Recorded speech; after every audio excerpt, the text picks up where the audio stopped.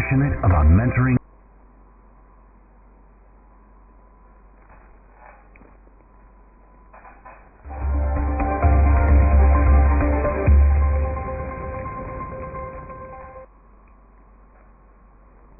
দিল্লিতে বৈঠক শুরু হলো কংগ্রেসের সিডব্লিউসির এবং এই সময়ের মধ্যে সেই বৈঠককে যথেষ্ট গুরুত্ব দিয়ে দেখা হচ্ছে এবং এআইসিসির গুরুত্বপূর্ণ পদাধিকারীরা যেমন এই বৈঠকে রয়েছেন বা সিডব্লিউসির সদস্যরা যেমন রয়েছেন ঠিক তার পাশাপাশি রাজ্যগুলোর কংগ্রেসের রাজ্যগুলোর যারা প্রদেশ সভাপতি আছেন তারাও এই বৈঠকে যোগ দিয়েছেন।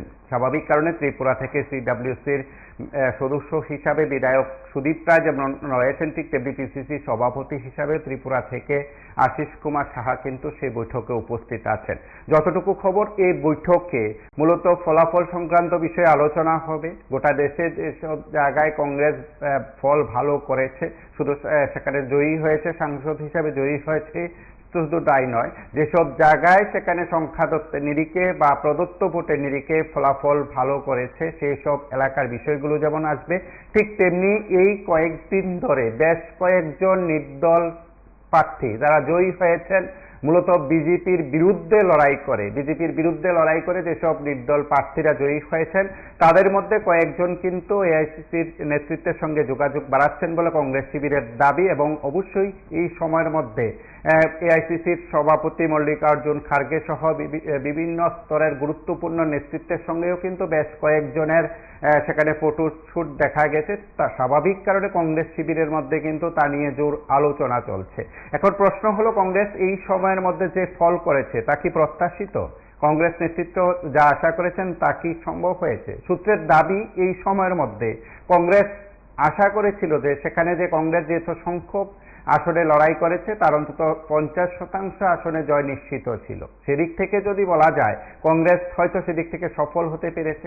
তার পাশাপাশি কংগ্রেসের যে আসন সংখ্যার নিরিখে যে কংগ্রেস যে তথ্য বিভিন্ন সময় দিয়েছিল সংবাদ মাধ্যমের মুখোমুখি হয়ে বা বিভিন্ন সময়ে সাংবাদিক সম্মেলনে বা যারা প্রতিক্রিয়া ব্যক্ত করেছেন বিভিন্ন নিউজ এজেন্সির মাধ্যমে, তাতে কিন্তু তারা দাবি করেছেন বা তাদের বক্তব্য ছিল যে সংখ্যাগরিষ্ঠতা পাচ্ছে ইন্ডিয়া এবং তাতে বিরাট সংখ্যক আসনের প্রত্যাশা কিন্তু কংগ্রেস শিবির ছিল বা কংগ্রেস সেখানে এককভাবে সেখানে 150 বা তার উপর আসন পাওয়ার কথা কিন্তু প্রায়শই কংগ্রেস নেতৃত্ব বিভিন্ন মাধ্যমে কিন্তু তা স্বীকার করেছেন। কার্যত তাকেই তারা সেখানে প্রচারের আলোয় নিয়ে যাওয়ার চেষ্টা করছেন। সেদিক থেকে রাউন্ড ফিগারে 100 বা তার কাছাকাছি যে আসন কংগ্রেস পেয়েছে সেই তথ্য কিন্তু এই সময়ের মধ্যে আলোচনার মধ্যে রয়েছে এবং কেউ কেউ বলছেন যে যেহেতু কংগ্রেস এখন ক্ষমতায় নেই বা ক্ষমতায় সেখানে যাওয়ার ক্ষেত্রে তারা পরিষ্কার করে জানিয়ে দিয়েছে এই সময়ে হয়তো সংখ্যাগরিষ্ঠতার বিচারে সেখানে আসন যারা সাংসদ আছেন তাদের নিয়ে সেখানে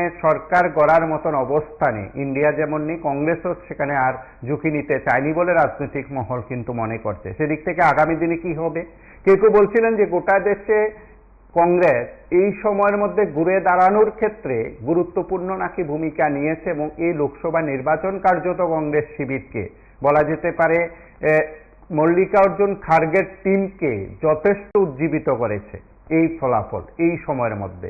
একদিকে যেমন কংগ্রেস কিংবা ইন্ডিয়ার ফলাফলকে বিচার বিশ্লেষণ করা হয়, তার পাশাপাশি কিন্তু বিজেপি এবং তার টিম এনডিএ যে টিম সরকার গড়তে চলেছে এই সময়ের মধ্যে গুরুত্বপূর্ণ বিষয়, ঠিক সেখানে কিন্তু বিজেপি এককভাবে সেখানে সংখ্যাগরিষ্ঠতা পায়নি। মূলত কংগ্রেস শিবিরকে সে বিষয়টাও কিন্তু উজ্জীবিত করেছে কিংবা কংগ্রেস গোটা দেশে আবার ঘুরে দাঁড়াতে চায়, কংগ্রেস আগের সমহিমায় ফিরে যেতে চায়। কংগ্রেস একটা সময় একক সংখ্যাগরিষ্ঠতা যেভাবে সরকার পরিচালনায় গুরুত্বপূর্ণ ভূমিকা নিয়েছিল বা টানা সরকারে ছিল, সেদিক থেকে এই সময়ের মধ্যে কিন্তু অত্যন্ত গুরুত্বপূর্ণ এই বৈঠকে এআইসিসির এই বৈঠকটি কিন্তু যথেষ্ট গুরুত্বপূর্ণ এবং আলোচনায় কিন্তু চলে আসছে লোকসভা নির্বাচনের ফলাফল। কেউ কেউ বলছেন লোকসভা নির্বাচনের ফলাফলের ময়নাতদন্ত হবে এই বৈঠকে, প্রত্যাশিত ফলাফল নিয়ে আলোচনা যেমন হবে, অপ্রত্যাশিত ফলাফল নিয়েও কিন্তু তার ব্যাখ্যা থাকবে এবং বিভিন্ন রাজ্যগুলোর যে পরিস্থিতি তা নিয়ে আলোচনা এবং সবচেয়ে গুরুত্বপূর্ণ বিষয় হলো এই ম্যারাথন বৈঠক থেকে কিন্তু আগামীর যে দিক নির্দেশ, আগামীর যে ভাবনা, আগামীর যে রাজনৈতিক এজেন্ডা সবকিছু কিন্তু ঠিক করবেন সোনিয়া গান্ধী, মল্লিকার্জুন খার্গে, রাহুল গান্ধীরা এবং এই টিম এই সময়ের মধ্যে গুরুত্বপূর্ণ আলোচনায় মিলিত হবেন। তার পাশাপাশি রাহুল গান্ধী কোন আসন থেকে সাংসদ হিসাবে থাকবেন, কোন আসন থেকে তিনি সাংসদ হিসাবে থাকবেন না, তাও কিন্তু এই বৈঠক থেকে ঠিক হবে বলে সূত্রের দাবি যে এই সময়ের মধ্যে বেশ কয়েকটি রাজ্যকে যথেষ্ট গুরুত্ব দিয়ে দেখা হচ্ছে কংগ্রেসের তরফে। সূত্রটি দাবি করেছে যে কংগ্রেস বিভিন্ন সময় রাজ্যগুলোর সাথে যোগাযোগ বিচ্ছিন্ন করেছে, বিশেষ করে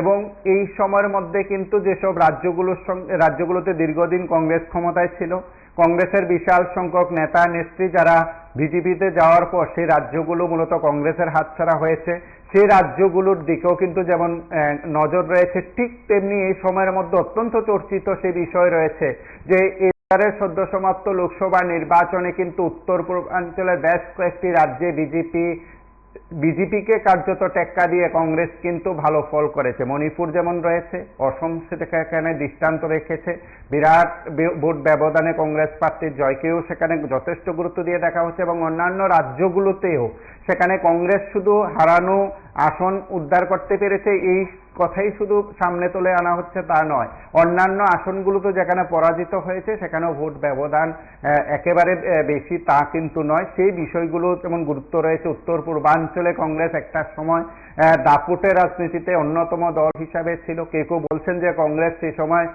উত্তর পূর্বাঞ্চলকে যথেষ্ট গুরুত্ব দেখানোর চেষ্টা হয়েছে। একদিকে কংগ্রেস যখন বলতো পূবে তাকাও, তখন কিন্তু পূবে তাকানোর আইন তৈরি করে বিজেপি কিন্তু তাকেই রাজনৈতিকভাবে হাতিয়ার করে কিন্তু পাল্টা জবাব দিয়েছিল। সেদিক থেকে এই উত্তর পূর্বাঞ্চলকে যেমন গুরুত্ব দেওয়া হয়েছে, উত্তর পূর্বাঞ্চলের মধ্যে ত্রিপুরাকেও কিন্তু যথেষ্ট গুরুত্ব দিয়ে দেখছেন এআইসিসি সূত্রের দাবি। ত্রিপুরা থেকে যাওয়া দুইজন প্রতিনিধি, একজন সিডব্লিউসির সদস্য, অপরজন পিসিসি সভাপতি, দুজনেই কিন্তু রাজ্যের পরিস্থিতি সেখানে তুলে ধরবেন।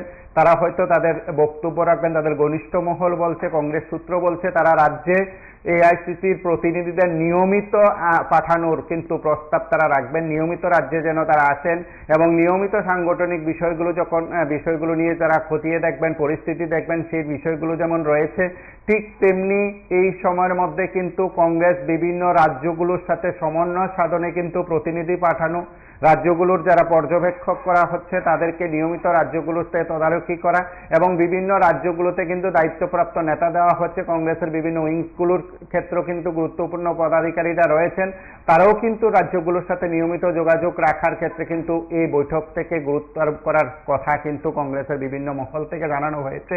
তার পাশাপাশি আগামী দিনে সংসদের ভেতরে এবং বাইরে কংগ্রেসের কি ভূমিকা থাকবে, কংগ্রেস কি গুরুত্বপূর্ণ সেখানে ভূমিকা পালন করবে, সেদিক থেকে কিন্তু এই বৈঠক দিক নির্দেশ করবে বলে কিন্তু রাজনৈতিক মহল মনে করছে।